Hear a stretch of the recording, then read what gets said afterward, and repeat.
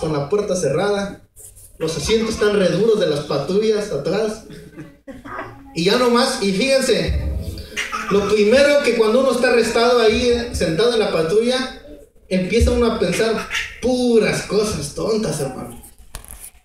No, que ahora sí, ya estuvo, ahora sí, ya me metieron al bote, me van a deportar, no sé qué va a pasar, voy a perder todo y ya, se acabó mi vida. Nomás está uno arrestado. Hermanos, la vez que a mí me arrestaron, de verdad que sí sentía miedo, un poquito. Pero ya después empecé a orar. Fíjense, ahí empecé a orar y dije, no, Señor, si me sacan a México, un favor me hacen. Tiene 10 años que no voy a México más. Voy a ver a mi mamá, a mi papá y a lo mejor a predicar algo por allá también, en las iglesias de por allá, en donde no hay iglesias. Y empecé ya como hacia, dijera el chavo, a verle el lado amable al asunto, ¿verdad? Y hermanos, pero Esteban estaba en ese mismo momento ahí, arrestado y esperando, y lo empiezan a acusar los sacerdotes. Dice, con que tú has dicho todas estas blasfemias, dice, ¿por qué lo has hecho? A ver, habla. Hermanos, es bien importante lo que vamos a decir cuando nos vamos a defender. Y más cuando vamos a defender la fe. Ahora, ¿qué es defender la fe, hermanos? ¿Qué es defender la fe? Cuando alguien te da la oportunidad de que tú le compartas del evangelio y defiendes tu fe. Esteban, yo lo considero un apologista. La apologética es lo que tú puedes enseñarle a una persona para que entienda y comprenda la fe del evangelio. Y Esteban fue uno de los primeros que lo hizo. Ahora, hermanos, ¿qué es lo que pasaba con Esteban? Vamos al versículo 3. Al versículo 2. Fíjense lo que empieza a hablarles acerca de Abraham. De los patriarcas. Y luego el versículo 3 dice, y le dijo, sal de tu tierra y de tu parentela y ven a la tierra que yo te mostraré. Entonces salió de la tierra de los caldeos y habitó en Harán. Y allí, muerto su padre, Dios le trasladó a esta tierra en la cual vosotros habitáis ahora. Y no le dio herencia en ella, ni aún para asentar un pie, pero le prometió que le daría en posesión a su descendencia después de él, cuando aún él no tenía hijo. Y le dijo Dios, así que tu descendencia sería extranjera en tierra ajena, y que los reduciría a servidumbre y los maltratarían por 400 años.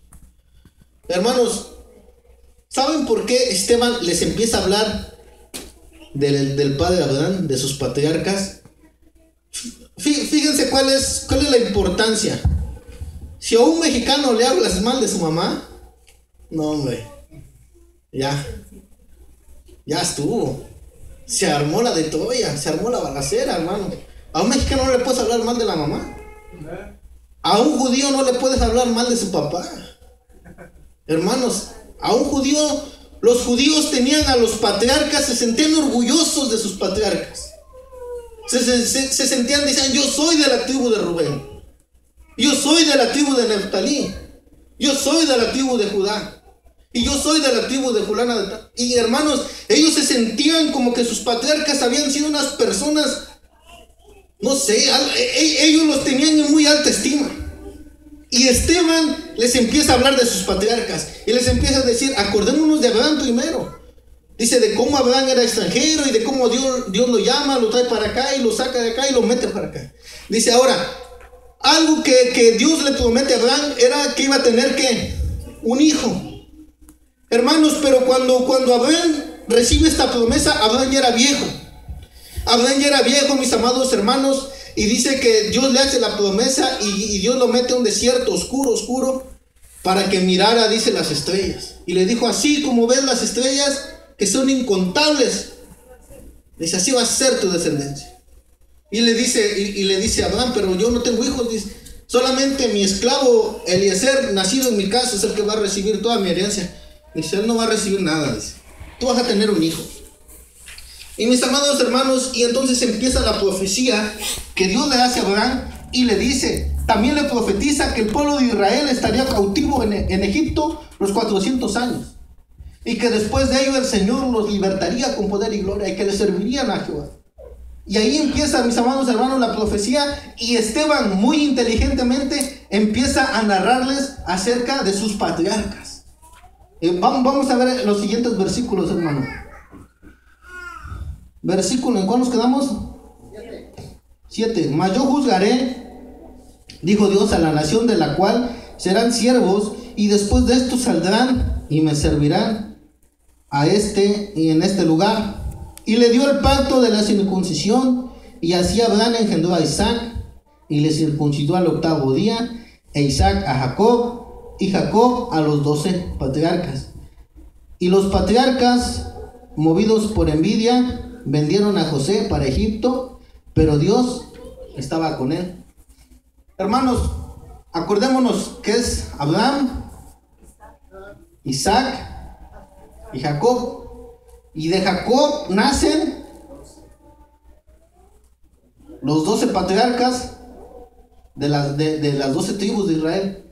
Ahora, mis amados hermanos, fíjense cómo los judíos, ellos se sentían tan orgullosos de sus patriarcas, y José les empieza a decir: acuérdense lo que hicieron sus patriarcas, acuérdense lo que hicieron, dice, a los que tanto ustedes tienen en alta estima. Dice, ellos no fueron unas, como dicen, peritas en dulce, dice. Ellos tenían cosas malas, ellos tenían cosas de que avergonzarse, ellos cometieron graves errores, dice, al igual que ustedes los están cometiendo. Mis amados hermanos, ¿cómo fue que nacieron estos 12 patriarcas? ¿Cuántos se saben la historia? Un poco. Acordémonos que Jacob, él va huyendo, y cuando llega a la casa de su tío, se enamora de una de las hijas de este hombre, y va y habla con su suegro y le dice: no tengo dote para darte por tu hija, dice, por Raquel.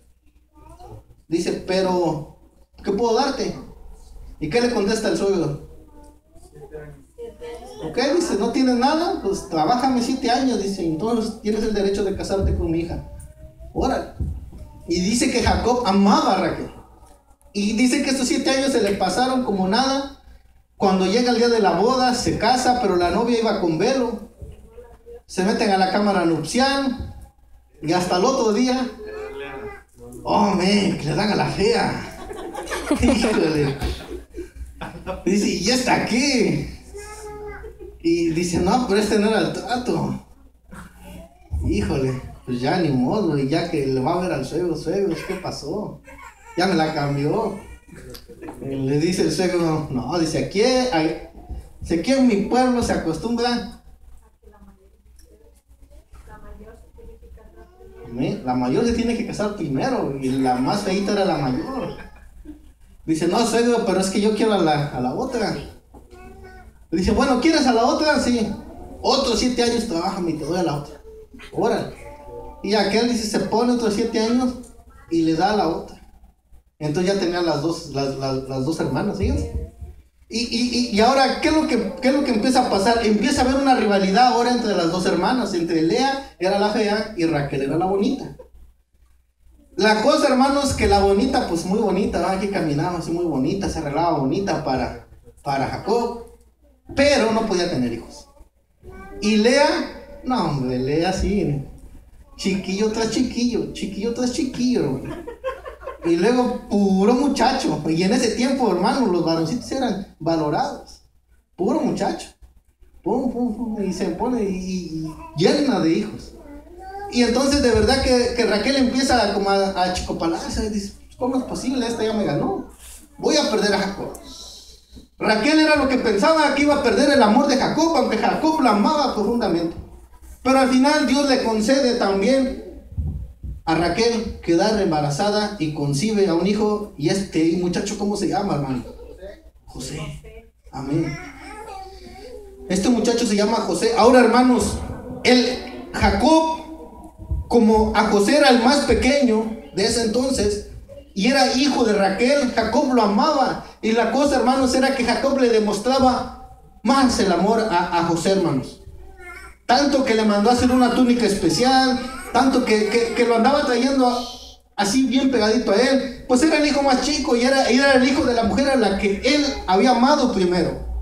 Hermanos, un día estando en el campo, dice que va José también por allá. A lo mejor ha de haber tenido unos 14 años, o a lo mejor menos. Y empieza a platicar con sus hermanos y les empieza a contar un sueño. Y les dice José, dice: hermanos, carnales, tuve un sueño.